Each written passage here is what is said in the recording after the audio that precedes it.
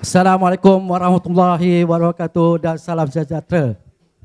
Apa khabar semua? Terima kasih kepada syarikat SNE Marketing Sdn Bhd telah menjemput saya buat kali kedua ni di atas pentas ini ya. Terima kasih. Hari ini saya nak berkongsi bagaimana kita ingin berjaya dalam perniagaan SNE ya.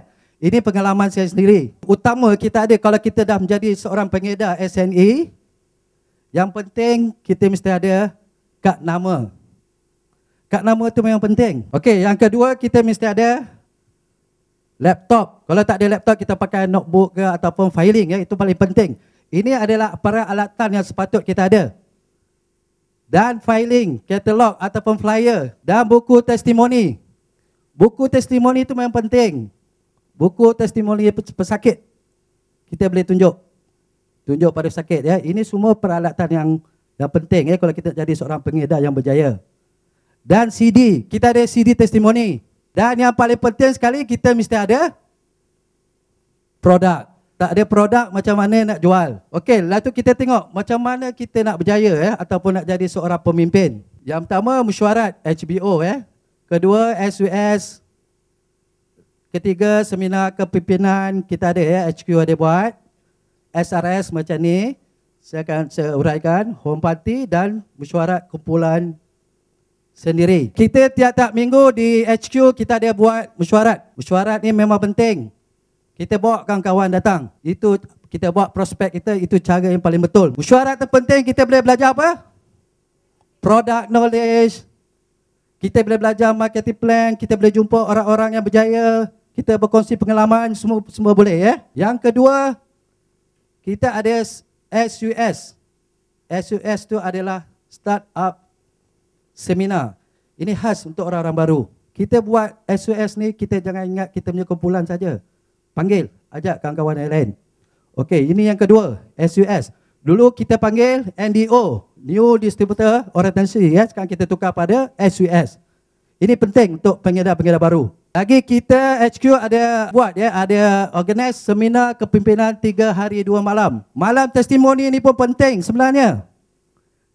Kami ada buat tiap-tiap bulan satu kali. Kita bawa kawan-kawan. Bawa kawan-kawan yang baru baru jadi ahli, kita bawa. Memang penting. Dan seterusnya, kita adalah satu lagi, Super Research Success. SRS ni, kita boleh tengok siapa orang yang berjaya. Bawa kawan-kawan baru lagi. Ramai-ramai datang. Tengok testimoni hebat. Dapat berkongsi idea. Kita boleh jumpa dengan kita punya leader-leader hebat. Tanya macam mana nak buat bisnes ni. Yang ini pun penting ya, home party. Salah satu kita nak meningkatkan jualan kita, kita buat home party. Home party yang paling bagus. Pasal kita berdepan ya, berdepan dengan kita punya pelanggan. Dan dia boleh bertanya dengan kita. Dan home party itu kita bawa produk. Kita bagi dia cuba sebiji. Biar dia makan. Pasal apa? SNE ni, dia punya tip. Kalau kita dapat masukkan sebutir SNE ke mulut pelanggan, 80% dia akan beli. Dia akan masuk. Percaya tak? Dan kalau kita buat home party itu, kita ajak upline kita datang sekali.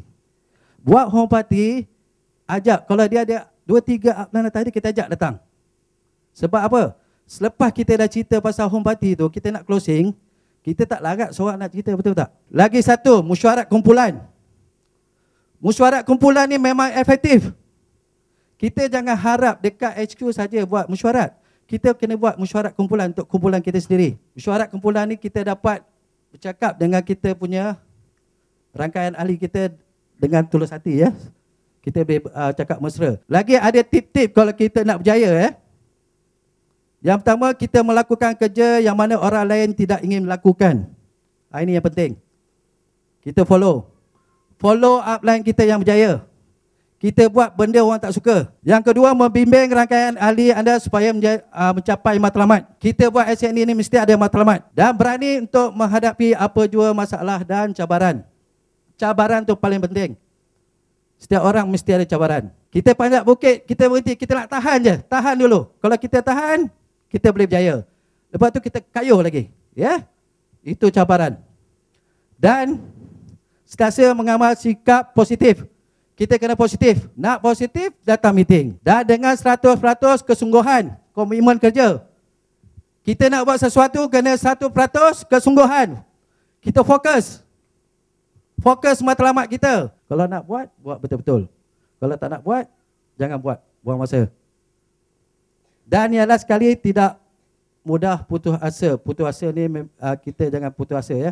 Apa benda pun, kalau kita buat sesuatu, jangan putus asa. 5 sebab kegagalan. Pertama, tidak jujur pada diri sendiri. Dalam perniagaan, kita kena jujur. Kita jumpa pelanggan pun kena jujur. Dengan kita punya rangkaian pun kita kena jujur. Dengan speaker pun kita kena jujur. Kalau buat janji tu kena tepat. Jangan tipu-tipu. Jangan sekejap buat berniaga ni. Tak jujur. Lagi yang kedua, suka cari alasan. Tidak ada matlamat. Itu kita buat ni mesti ada matlamat. Matlamat ni memang penting. Yang kelima ni, malas. Kita dan diri kita mesti ada matlamat. Kita mesti ada prinsip hidup. Matlamat saya pertama untuk kesihatan. Kesihatan untuk keluarga saya, itu yang pertama. Kedua, keuangan. Yang ketiga, keluarga. Keluarga kita jangan sisihkan. Buat SNE, keluarga tetap dengan keluarga. Yang keempat ni dia, SNE. Saya nak 4. Inilah SNE ya. Okey, dengan itu saya mengucapkan Assalamualaikum warahmatullahi wabarakatuh dan salam sejahtera. Kita berjumpa di puncak. Terima kasih.